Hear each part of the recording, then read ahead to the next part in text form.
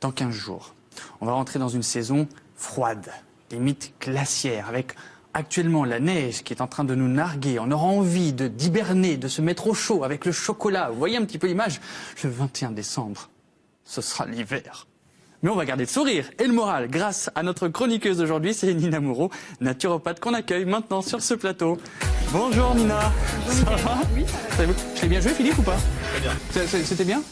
C'était...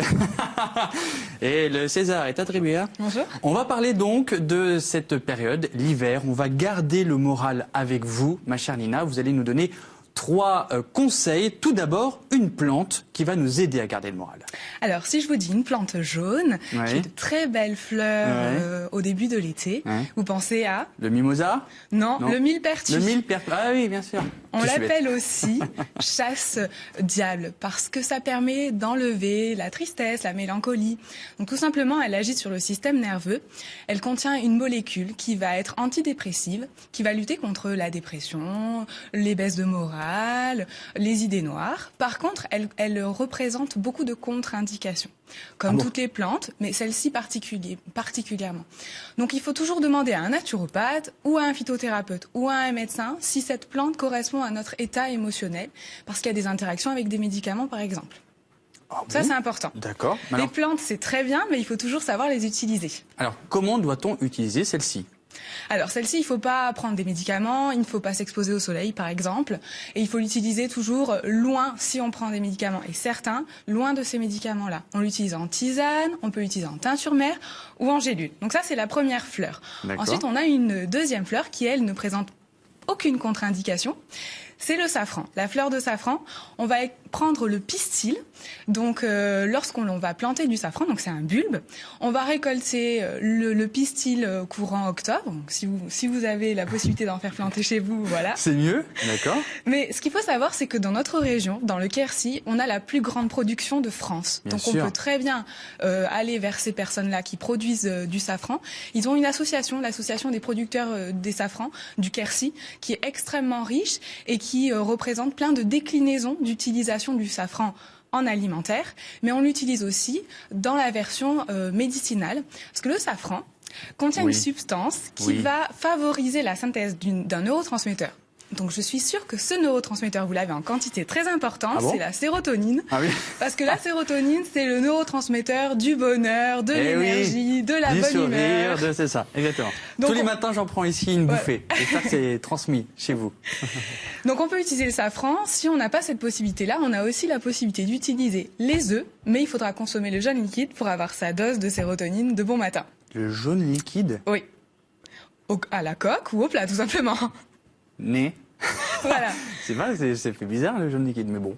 Un œuf à la coque. Ah mais oui, ça peut être chaud. D'accord, voilà. Ok, d'accord. Et oh, réveille-toi l'animateur. Et alors, le jaune d'œuf avec le safran, c'est possible ou pas? Ben, bien sûr, on peut... C'est même mieux? Bien sûr. Troisième point. Alors, pour ce troisième point, j'ai besoin de me pencher 30 secondes. Allez-y, qu'est-ce que vous nous avez préparé? La luminothérapie. Oh. Ah, c'est... Oh. Ah, c'est clair. Alors, la lampe de luminothérapie, c'est un outil qui est extrêmement intéressant, qui est énormément utilisé dans les pays du Nord. D'accord. Pas beaucoup, je ne sais pas si on le voit à l'écran. Si oui, on le voit, voilà. Pas beaucoup utilisé en France, alors que c'est extrêmement intéressant pour les personnes qui souffrent de dépression saisonnière, c'est-à-dire baisse de morale durant l'hiver, tout simplement parce qu'il y a un dérèglement au niveau de la synthèse hormonale. La nuit, on synthétise l'hormone du sommeil. Le jour, on synthétise l'hormone du jour.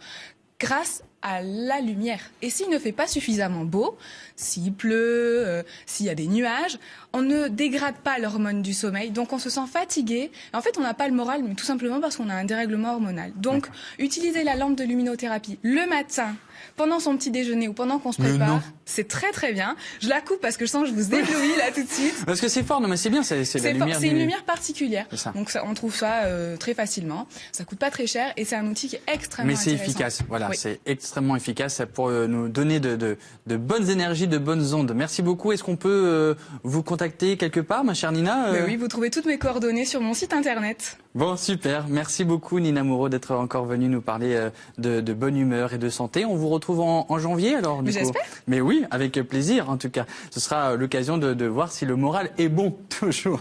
Et pour garder le moral, on peut aussi prendre l'air. Ça fait partie aussi d'une création théâtrale. Mais là, voilà, on s'est dit que ça pouvait être intéressant et pour le coup, on s'amuse beaucoup. Et d'ailleurs, on voit la comédienne sur une des photos qui s'appelle Sabine Pernette et que nous accueillerons dans un instant puisque ce sera votre invité d'honneur. Mais pour l'heure. Dans 15 jours, on va rentrer dans une saison froide, limite glaciaire, avec actuellement la neige qui est en train de nous narguer. On aura envie d'hiberner, de se mettre au chaud avec le chocolat. Vous voyez un petit peu l'image? Le 21 décembre, ce sera l'hiver. Mais on va garder le sourire et le moral grâce à notre chroniqueuse d'aujourd'hui, c'est Nina Moreau, naturopathe qu'on accueille maintenant sur ce plateau. Bonjour Nina. Bonjour, ça va? Oui, ça va. Je l'ai bien joué Philippe ou pas? Très bien. C'était bien? C'était... Et le César est attribué à... Bonjour. On va parler donc de cette période, l'hiver. On va garder le moral avec vous, ma chère Nina. Vous allez nous donner 3 conseils. Tout d'abord, une plante qui va nous aider à garder le moral. Alors, si je vous dis une plante jaune, qui a de très belles fleurs au début de l'été, vous pensez à... Le mimosa? Non, le millepertuis. Le millepertuis, ah oui, bien sûr. On l'appelle aussi chasse-diable parce que ça permet d'enlever la tristesse, la mélancolie. Donc tout simplement, elle agit sur le système nerveux. Elle contient une molécule qui va être antidépressive, qui va lutter contre la dépression, les baisses de morale, les idées noires. Par contre, elle représente beaucoup de contre-indications, comme toutes les plantes, mais celle-ci particulièrement.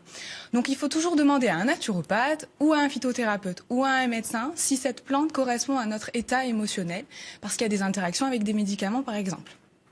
Ça, c'est important. D'accord. Les plantes, c'est très bien, mais il faut toujours savoir les utiliser. Alors, comment doit-on utiliser celle-ci? Alors, celle-ci, il ne faut pas prendre des médicaments, il ne faut pas s'exposer au soleil, par exemple, et il faut l'utiliser toujours loin si on prend des médicaments, et certains, loin de ces médicaments-là. On l'utilise en tisane, on peut l'utiliser en teinture mère ou en gélule. Donc ça, c'est la première fleur. Ensuite, on a une deuxième fleur qui, elle, ne présente aucune contre-indication. C'est le safran. La fleur de safran, on va prendre le pistil.